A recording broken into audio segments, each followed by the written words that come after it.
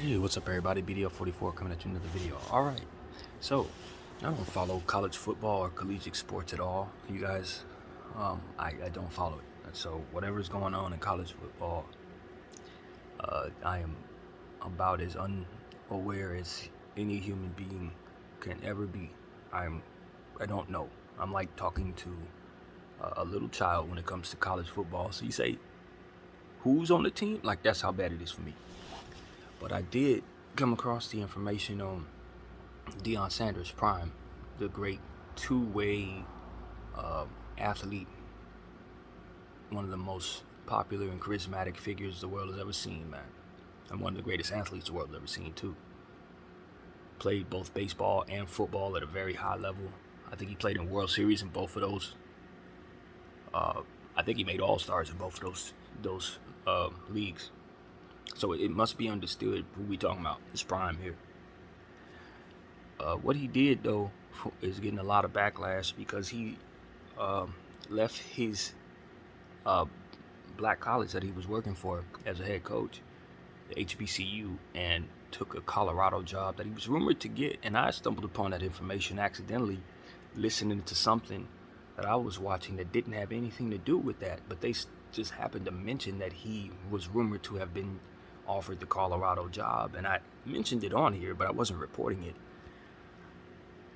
I thought it was kind of interesting because a lot had been said about how he's turned his HBCU into a real powerhouse. His son was being recruited there. So, when it's HBCU, it's like, all right, you got to build the program. It's sort of like what the WNBA is going through right now, where they're fighting for revenue and they're trying to see how much of the share they should be getting. And there's rumors that they're unhappy about all of that because they're not feeling they're getting what they should be getting, and all these different things are being discussed. And it's like HBCUs are in a situation where they have to garner attention. They have to build the brand up. They got to be able to recruit the best talent so that they can, get that attention. And so a lot of people who support HBCUs are essentially looking at Prime as a guy who sold out here by taking the Colorado job and essentially leaving the HBCU, where a lot of black students are going to only recruit, only going there to be recruited by him. And so naturally, with him leaving, you got a lot of the recruits that he recruited are decommitting and stuff like that, which, from what I understand, is a very normal and not eye-raising occurrence. But the thing about it is everybody's looking at it that way because it's like, yo, you're Deion Sanders. You're not supposed to be leaving this HBCU. How are they supposed to get the attention that they've garnered if you're gone? And you're going to a team like Colorado. Colorado's a predominantly white school. If those kids don't perform, they don't throw you under the bus. You're going to be right back at HBCU. And what you do it for, $4 million? That's a fraction of what you're worth.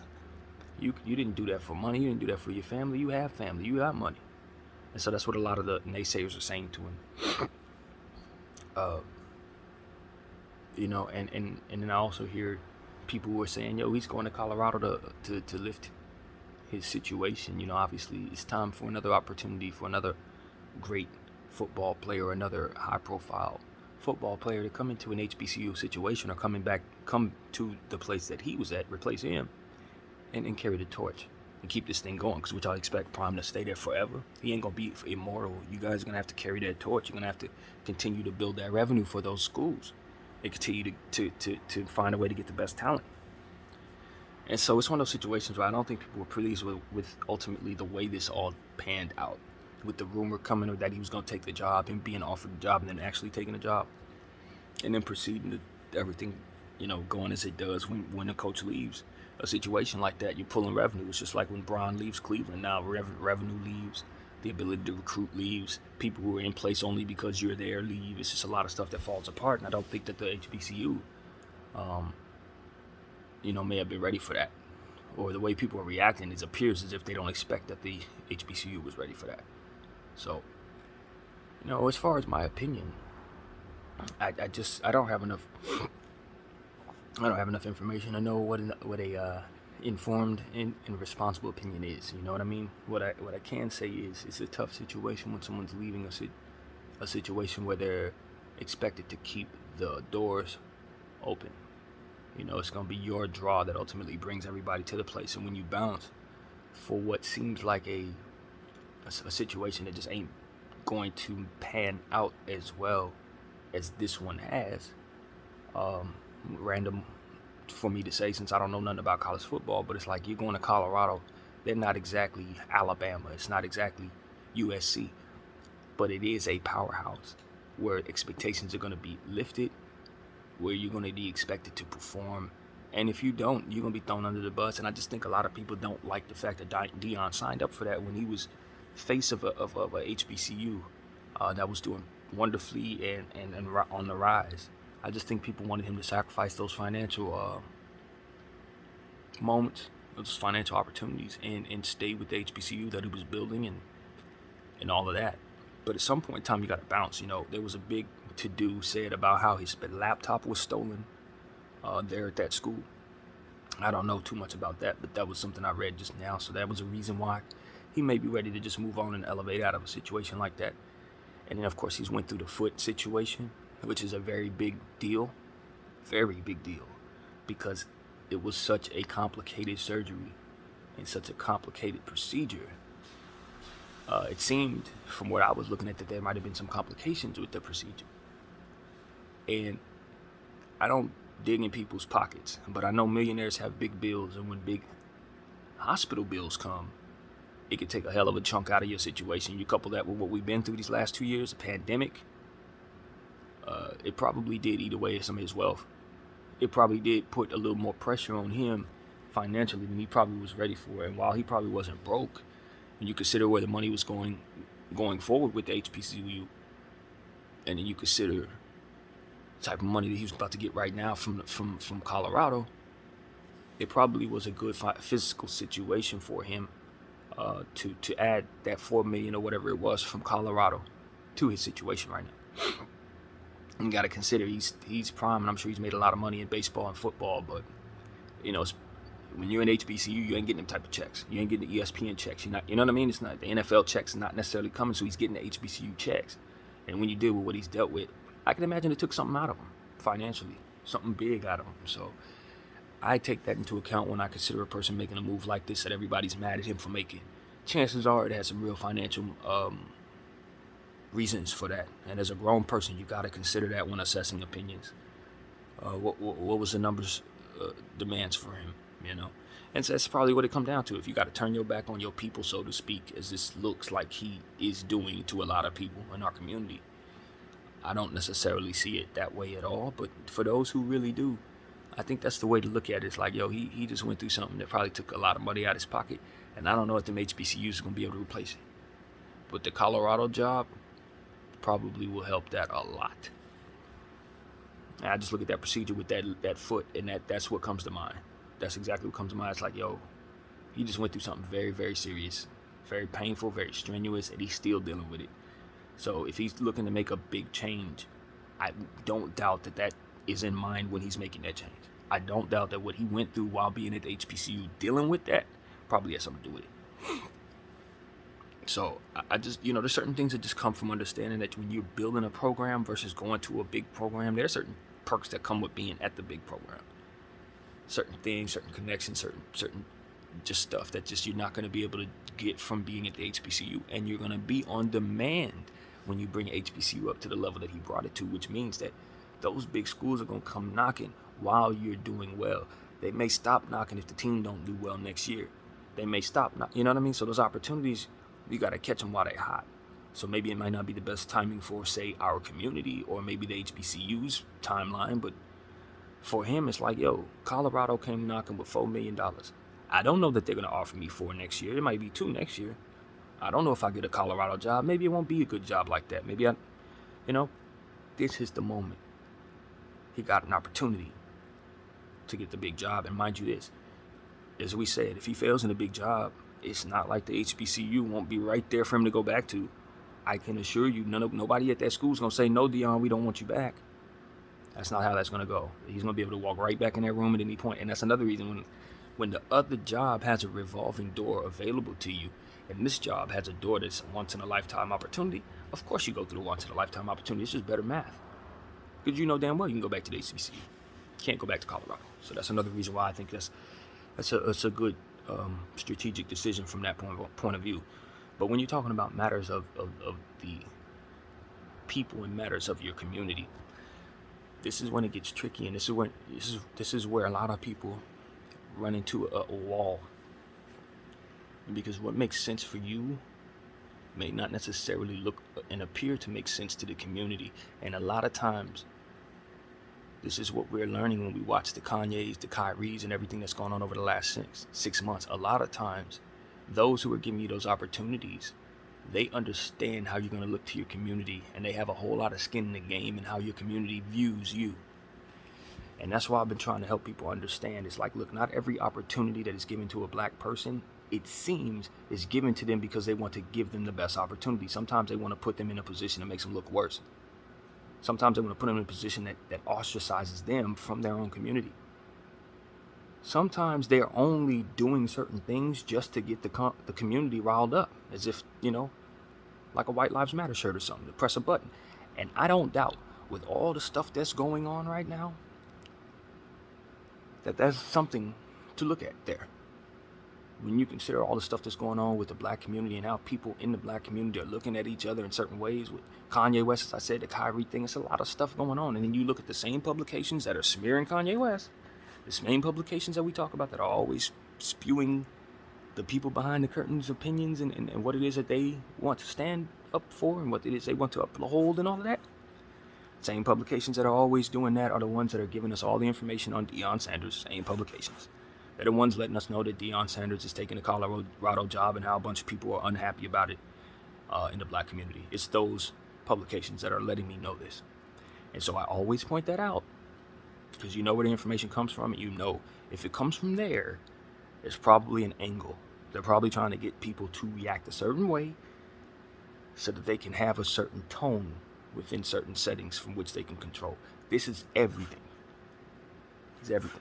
It's not some stuff. This is just about every conversation we talk about, unrelated or related. As long as it's given to us through the media, it's going to be attached to their agenda. And that's what we're learning to understand every day. So what does this situation look like? It looks like Deion Sanders turned on his black folks. All right, Deion Sanders left a black HBCU to coach all white students, for which he's going to be not treated as well as we expect, because it's just that kind of environment for a black guy when he goes to a situation like this a lot of times.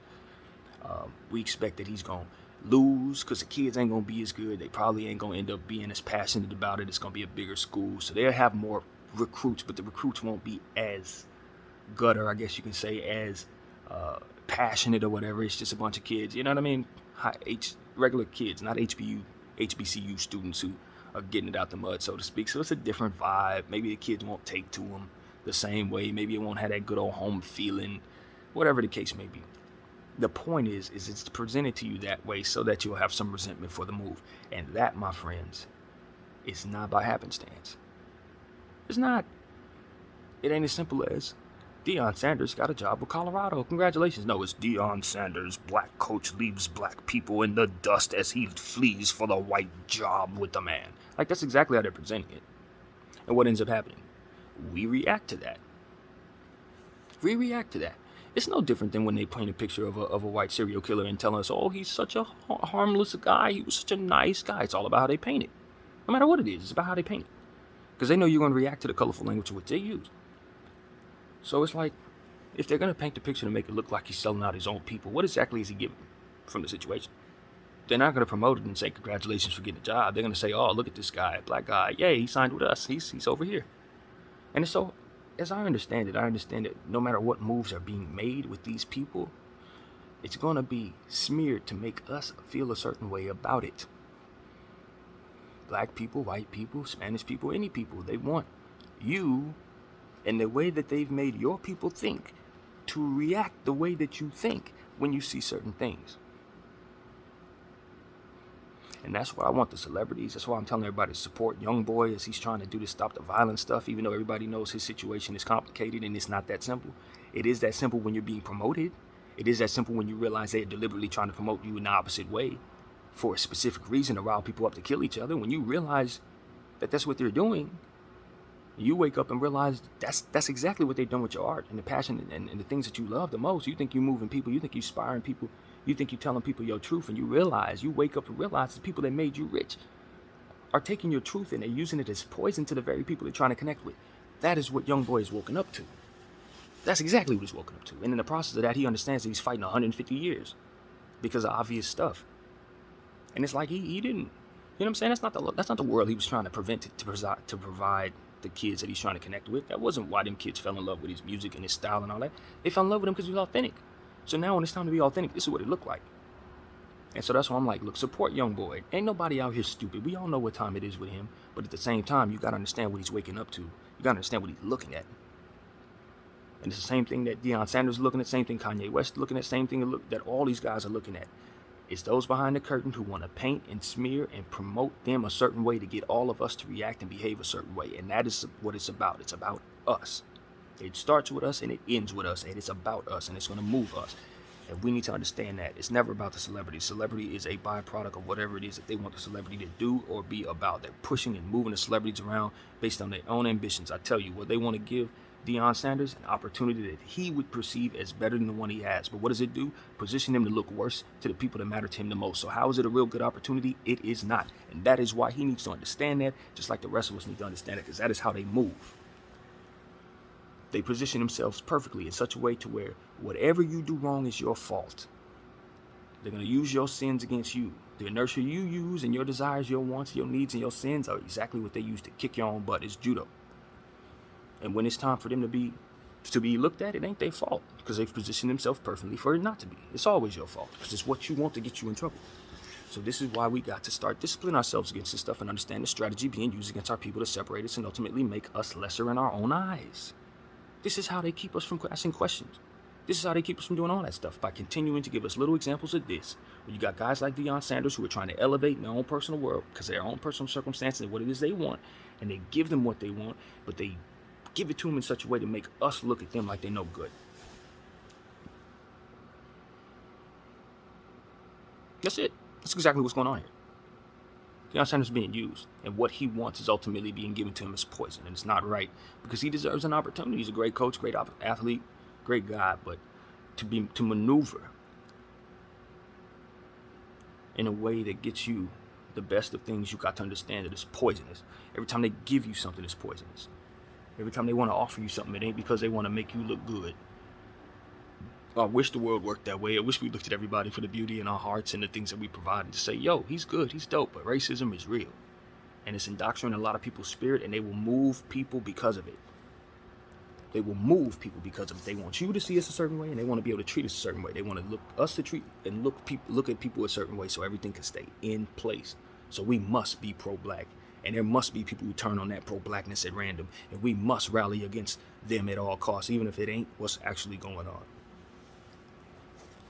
Which is why we betray that entirely, because we know it's not inspired within our own spirits, but more so suggested by those who don't love us at all. So that's what we talk about, man. That is the conversation. For those who want to know what I think of Deion Sanders' situation, I think it's much bigger than Deion Sanders. I think Deion Sanders is in a position like a rat in a cage to want the cheese that's sitting right there. And it is a big experiment, and he needs to, just like everybody else in a position, to take what it is they want, pick and choose what's wise for you to have, and most importantly, educate your community on what it is that you're looking at. You need to know exactly what you're looking at, and then you need to understand what we're looking at. And when we tell you that not all positions and not all bags is good bag, not every dollar is a good dollar, not when it's positioned in such a way to make you look bad when you take it. We got to understand what poisonous money look like. Yes, I may need $1, but I don't need the dollar that's going to get me in a situation, get me thrown in jail. I don't need the dollar that's going to get me in a situation to have all the people I love looking at me crazy. That's not good money. How's that good money? How is that good money? And just like I say about other things, when you're doing things right, you're going to get the good results. But if you do things wrong, you can still do things correct and you will get the wrong results. And a lot of times, it's because there's a middleman in between the situation manipulating the thing. A lot of times, that's exactly what it is. And we got to be smart enough to understand that they stand there. That they literally are standing in the way of what it is that ultimately makes your situation pure. And they're not going to allow you to explain it as clearly as it's supposed to be explained. They're not going to let you come out onto your podium and essentially say, yo, this is my truth. This is why I did it. And this is why it makes sense for you to support me and not look at me the way that you are. No, you're never going to get that opportunity because they're not going to let you. They have to tell your story. And as long as they do, this is how it ends up looking to us. My name is BDF 44. I thank you all for watching. I'm out.